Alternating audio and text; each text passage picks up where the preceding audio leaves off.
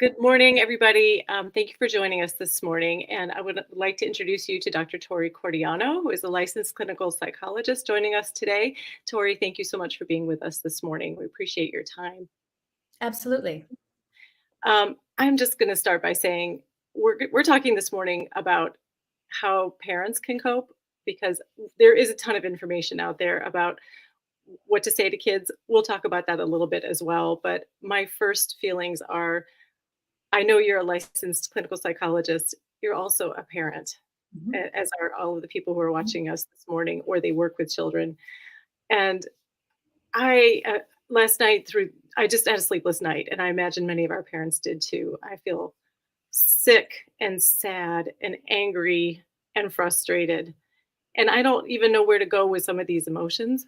And Mhm. I would love to hear your perspective on how much of this is appropriate to share with our Mhm. kids and Yeah. how much of it is we're the parent and we're the grown up and we need to kind of get our act together and keep a lid on it. So can we Mhm. start by just talking about that a little bit? Yeah, absolutely. And I first want to frame the conversation by saying I think whenever we encounter any of these difficult situations, especially something so tragic like this, we need to offer ourselves a lot of grace in how we handle this. So you may have already had the situation where you were making dinner yesterday, scrolling, CNN, and saw this come up and exclaimed, and your kid might have been in the room, and you might be thinking, oh gosh, I wish I would have had a better way to handle this first conversation with them about it.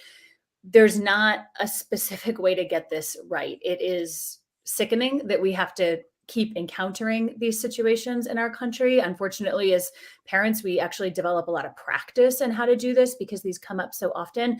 But we are humans. We are not robots. We are not going to respond the way we think we should respond necessarily when this happens. And sometimes that happens in front of our kids, and that's okay. We can move through that and move forward from that.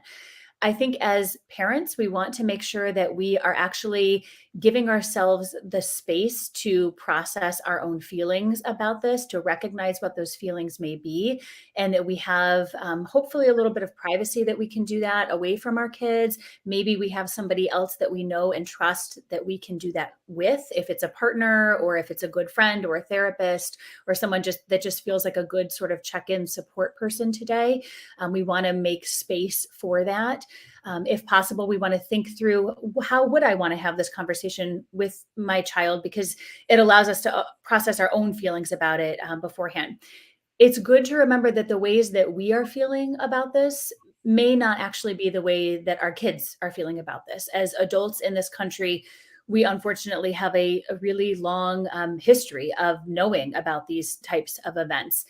Our kids don't necessarily have that same history with it. This may be actually one of the first times that they're hearing about this. So we may feel rage and anger and frustration and built up over many, many years about this. They may be in a totally different place. So this is why it's good to have our own space to kind of process these emotions so that when we do talk to our kids, we can be prepared to see what they are feeling and enter into the conversation that way.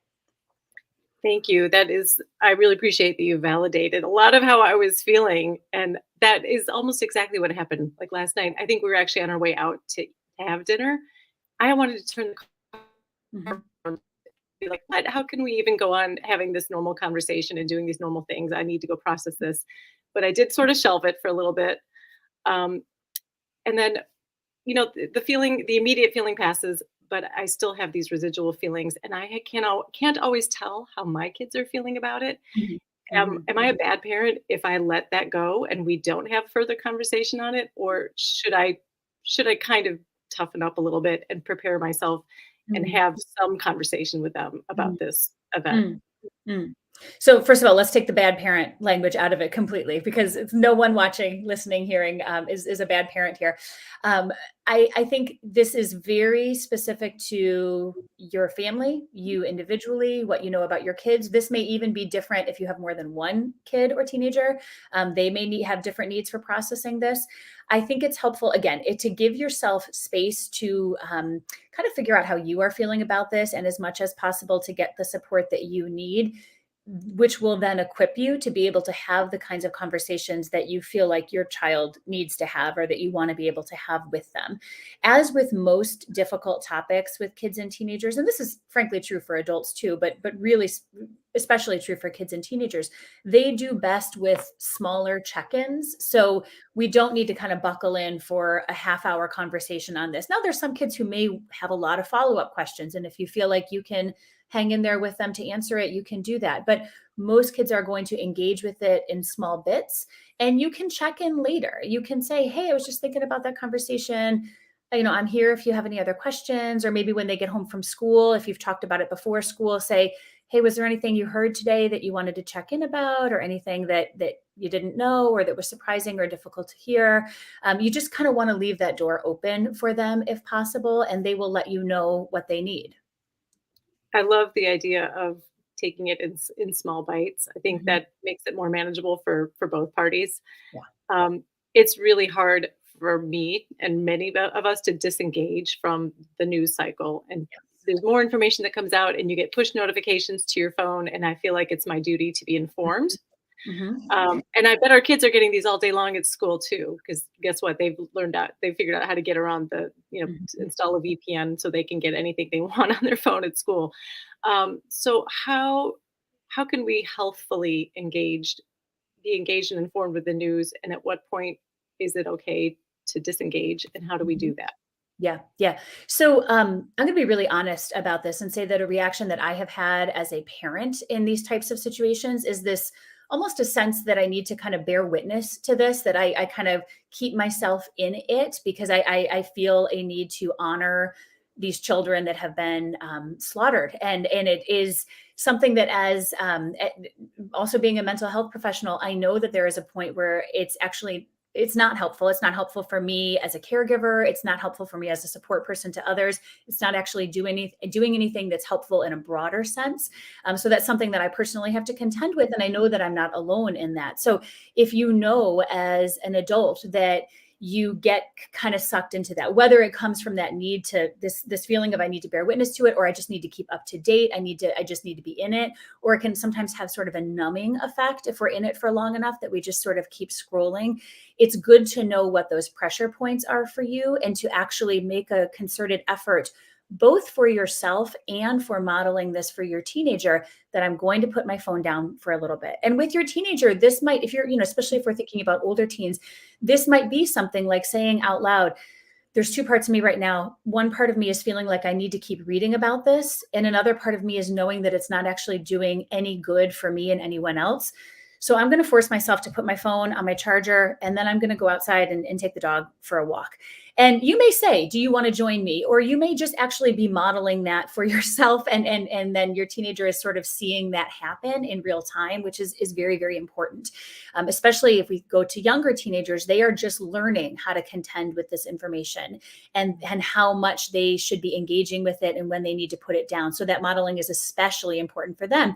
You may also put some more safeguards in place when they're younger. You may say, it's time to put our phones down now and to take a break from this, and we can have a real conversation about it. But our brains and our feelings need a break from just reading about it. I'm so appreciative that you're giving me words that I can use, because I know the concepts, but I need the words that I can use for myself and to Mhm. model for my kids. So I think that's extremely helpful. Um, so now, how about the feeling that many of us might have of, I just want to protect my kids. I want to wrap them up in bubble wrap. Maybe I was tempted to not let my kids go to school today, or when they come home, I just want to like smother them with hugs. Um, More harm than good. Where's that line of, Yeah. I need to give them a hug because it makes me feel better, but is it really, I don't want to. I know emotions can be contagious. I don't want to make them feel like, oh my gosh, I should be falling apart because my mom's falling apart. Like, how do we contain that a little bit? Yeah. So I think there's two sides to this. Of course, it is such a natural instinct to have that thought of like, oh, should we even be sending them into this big scary world? And I want to just give them 10 more extra hugs and kisses. And of course, I'm sure we all gave them a little extra squeeze this morning. I know I did for all three of mine before I walked out the door. But I think we also go back to the idea that we want to ensure a sense of safety, physically and emotionally and psychologically, for kids and teenagers. And safety comes from predictable routines. Their predictable routine is a goodbye and a going out the door to school.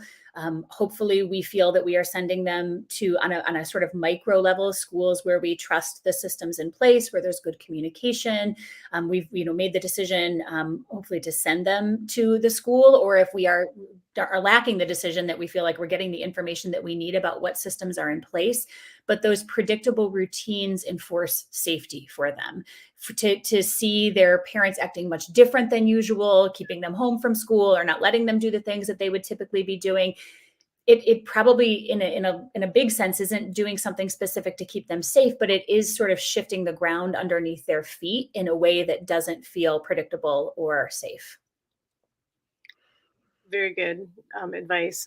Can be a little hard to follow, but Oh, absolutely. I agree that our kids, they're craving that normalcy, they're craving that routine. Mhm. Um, and what I'm hearing is that it's okay to go about your business. It doesn't mean that you don't care or that Yes. you're not affected by it, but Yeah. that's one way you can support them and maybe yourself as well. Yeah. Uh, And this is definitely a both and. It doesn't mean that we're sending you to school and we're done talking about this, or we're done checking in, or we're done feeling about it. We're going to still do all of those things while still maintaining our typical routines. Are there Can you think of maybe 2 or 3 concrete things that parents can do for themselves to help Mhm. them cope today with Mhm. how Yep. they're feeling and their Yeah. emotions? So here's some practical things, and these are things that I personally will also be doing, right? So, getting in touch with people that you feel are safe, sort of safe, supportive people, right? Whether that's a partner, a friend, a colleague, whatever. That's over text, that's over in person. There's some touch points there if that's helpful to you. Getting outside, getting actually outside in the fresh air, even if it's just that you're taking a walk around your building at work, or you're sitting on your deck for 5 minutes when you get home. Getting out in nature and getting some fresh air is actually very helpful when we're feeling this unsettled kind of sense. Giving yourself space to have these emotions. If you need to go close yourself in the bathroom and have a good cry, that you grant yourself the space and the grace to do that. And if you are honestly like me and like many, many other parents, and you're feeling this sense of rage and anger, that you actually make space for those emotions, whether it's today or in the coming weeks. That we know that anger is powerful in making change. So if you are of the mindset that there are things that I want to be doing either at a micro or a macro level, that we allow ourselves to feel those deep emotions and then allow them to push us to maybe what some next steps might look like. Tori Cordiano, thank you so much for being with us this morning on a very difficult morning. Your advice, as always, is very reassuring and lovely to have. Is there any final word that you want to leave with our parents this morning? Any encouragement you want to offer to just help us get through this tough day? Yeah.